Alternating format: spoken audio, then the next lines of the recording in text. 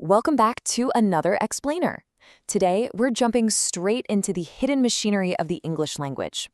We're going to do this by asking a seemingly simple question about words you literally use every single day.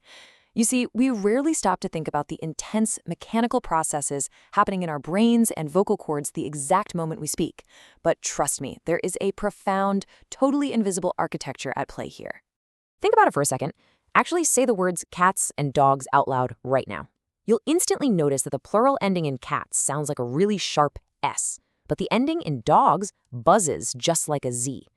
Hidden inside these basic, everyday plurals is a fascinating, high-speed collision between two major forces of linguistics. It's not just some random quirk, it's a highly systematic negotiation happening in mere milliseconds. To understand why this happens, we have to look at the two heavyweights of the linguistic world. On one side, we've got morphology. Think of this as the structural architect of meaning. On the other side, there's phonology, which is basically the physical engineer of sound. Now, at first glance, morphology deals purely with structural word building, while phonology handles the acoustic physics of how we actually make noise. But in reality, as we'll see today, they are deeply, inextricably interconnected. Section 1. The blueprints and the physics. To decode this hidden architecture, let's quickly lock in our core disciplines. Morphology is the study of the internal architecture of words. It breaks language down into its absolute smallest units of meaning, which we call morphemes. These are your standard roots, prefixes, and suffixes. Phonology, on the flip side, is the study of how languages systematically organize their sounds. It investigates the cognitive patterns and rules governing phonemes.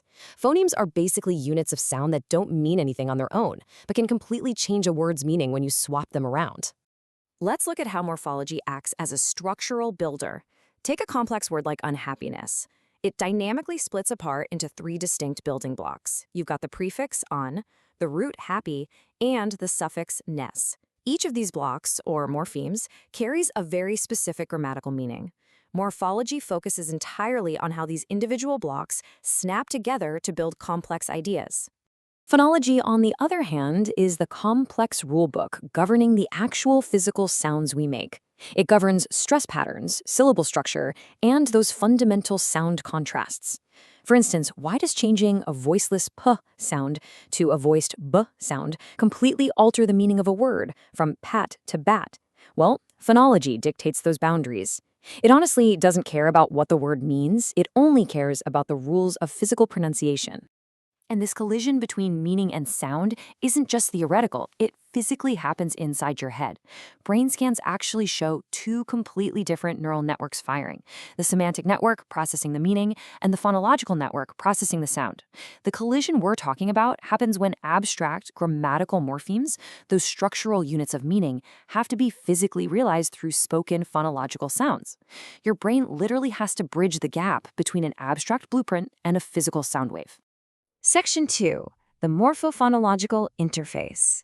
So what happens when the architect of meaning and the engineer of sound are absolutely forced to negotiate in real time?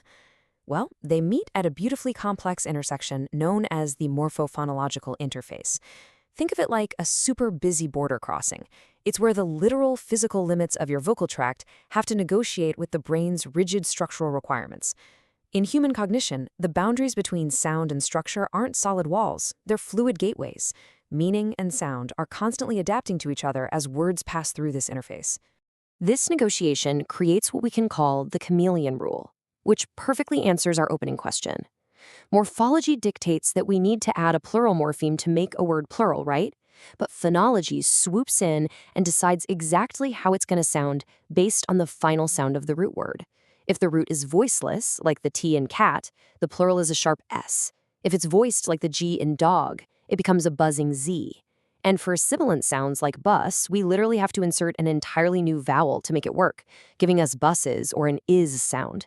The exact same structural plural morpheme physically changes its pronunciation just to assimilate into its phonetic environment. This whole phenomenon brings us to a foundational linguistic concept, the allomorph. An allomorph is really just a different phonological form of the exact same morpheme. Whether you're saying cats, dogs, or buses, your brain knows it's using the exact same plural building block. The allomorph proves that while morphology provides the grammatical marker, phonology holds the absolute ultimate veto power on how it's going to be physically pronounced. Now, this interaction is very much a two-way street. Morphology can absolutely shape sound, like how a suffix can resurrect a completely silent G, turning the word sign into signature. But phonology also shapes morphology, especially in the past tense. Much like our plural rule, the ed ending sounds like a sharp T in walked, a smooth D in played, or it gets an extra vowel as id in wanted. It's just this elegant continuous dance between structure and sound. Section 3. The engine's rules and gatekeeping. We've seen how they cooperate, but sometimes the rigid physics of sound completely overrides and blocks the structural rules of meaning. Let's look at the beautifuler problem. Morphology has a super standard rule. To make an adjective comparative, you just add the suffix "er." Tall becomes taller. Big becomes bigger. But here, phonology acts as a strict bouncer at the door with syllable constraints. When a word hits 3 or more syllables, phonology completely rejects the "er" suffix because it makes the word too heavy to pronounce efficiently. And that is exactly why you say taller, but you are absolutely forced to say more beautiful instead of beautifuler. Phonology literally blocks the grammar rule from happening. On top of that, suprasegmental phonology, which is just a fancy academic way of saying stress patterns, acts as a morphological marker itself. It's crazy how stress changes a word's entire grammatical category. If you put the stress on the first syllable, it's a noun, a record. But if you shift that exact same physical stress to the final syllable, it suddenly becomes an action verb, to record. Just by changing the volume and pitch of your breath, you are completely altering the grammatical structure of the word itself.